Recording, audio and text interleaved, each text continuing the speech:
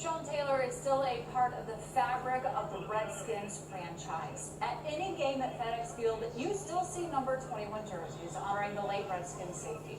Well, tonight, D-Mitch talks to Sean's dad, Pete, who recently released a book about Sean's life and the impact he had on his fans and those around him. It is tonight's Open Mic. Mr. Taylor, I want to thank you so much for coming in today. The book is called Going Full Speed, the Sean Taylor stories. Yes. Where did the idea come from to put these stories together, Sean's life in the book? Well, one of them came from Steve Rosenberg. He thought about Sean, but he also thought about my youngest son that's also doing great things. But it was mainly about Sean and his upbringing. And then I think he came to a game or something, he saw Pedro, and he thought that might be the second part of this version of a young kid.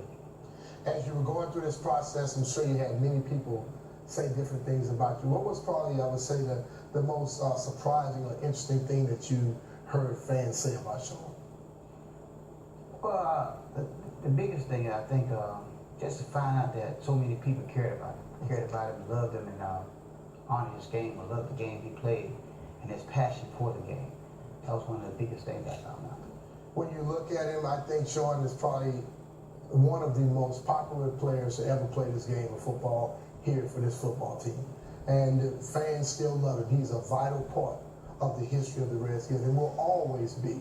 You know, how does that make you feel to see that he's so beloved by the Redskins fans? Well, I've been coming to D.C. all my life. My mom used to bring me up, and just to come here, I didn't know anything about the Redskins until I got here, but when I got here, it was just a great feeling to know that there are so many wonderful people and so much support for the Redskins, and just knowing that they also support Sean.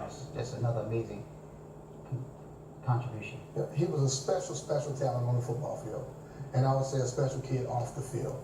As he was growing up, did you foresee the greatness that he would have? Because, you know, I'm older than he is. Yes. And when I watched him play football, I was mesmerized because I don't give a lot of people credit. Yes. But when I saw him play, I said probably would be one of the greatest ever played the game.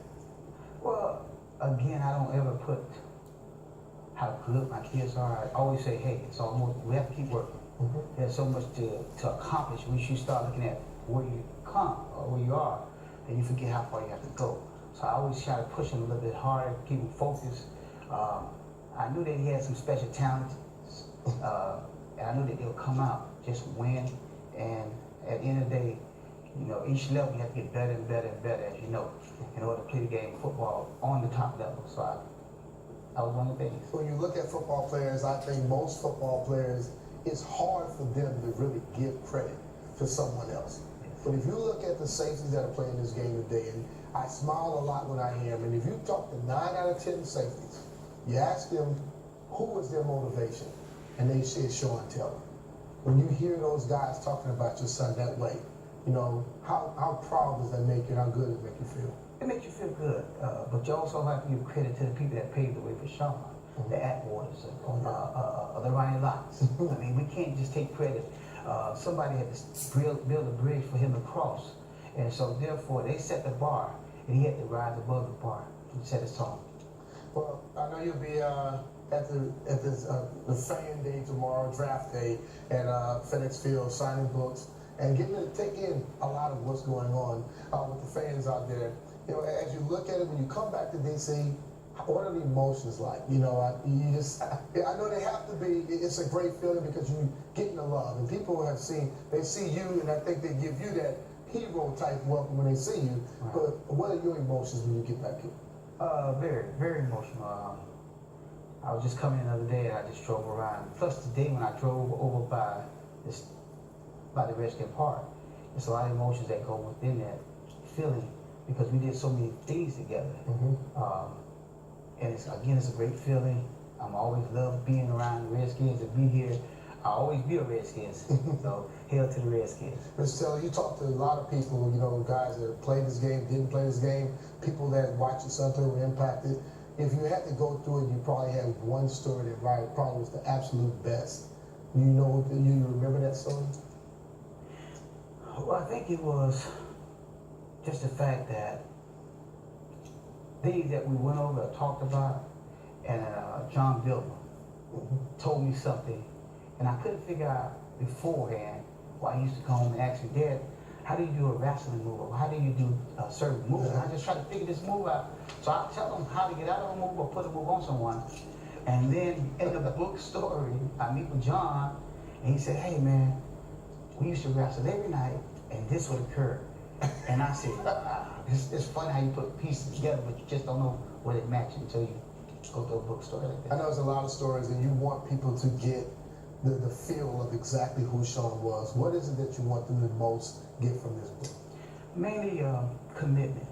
Commitment by fathers, commitment by the kids to stay focused, commitment by staying in school, understanding that you have to have education, number one. You have to stay grounded.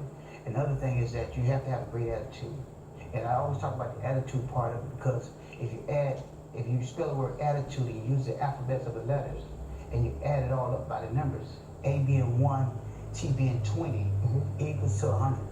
And that 100% is what you have to have, a great attitude to be successful in this world.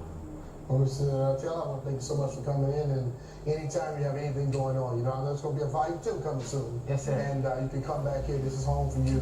I see you as family, man. Over the years, I've talked with you, could become closer, and I will be here to help you do anything you want, because I saw your son as a very special talent and also a special kid. Thank you very much. Thank you so much. Thank you. Appreciate it. And don't forget, we signed the book over to Big Mitch. Oh yeah, I got mine signed. So people out there, you got to get one and get it signed tomorrow. Be at FedEx Field. Thank you so much. Appreciate it, man. So great having Sean Taylor's dad Pete in.